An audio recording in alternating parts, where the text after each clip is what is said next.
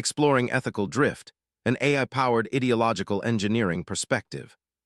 Welcome to the Universal Principles podcast. Today we're diving into ethical drift, this gradual slide in standards as AI becomes more integrated into our lives.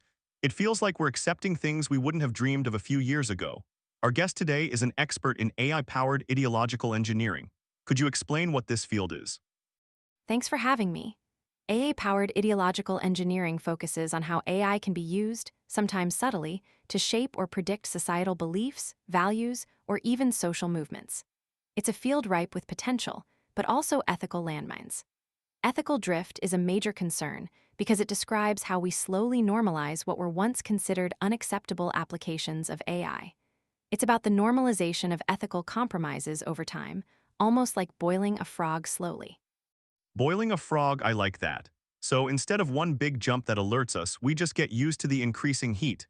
Can you give us a concrete example of ethical drift in action? Absolutely. A great example is the increasing acceptance of AI surveillance in public spaces under the guise of security. Initially, there was public outcry about privacy concerns. Now, we see facial recognition cameras everywhere, often without a second thought. The security justification has become normalized, even though the potential for misuse is still very real. That's a bit scary. Do you have another example where ethical drift is apparent? Consider AI-driven personalized news feeds. The algorithms learn our preferences and filter information accordingly. Over time, this can create echo chambers where we're only exposed to views that reinforce our existing beliefs. This gradual narrowing of perspective becomes normalized, and we lose sight of diverse viewpoints and critical thinking skills. So we slowly get used to only hearing what we already agree with. That's insidious. Are there similar principles observed in other fields?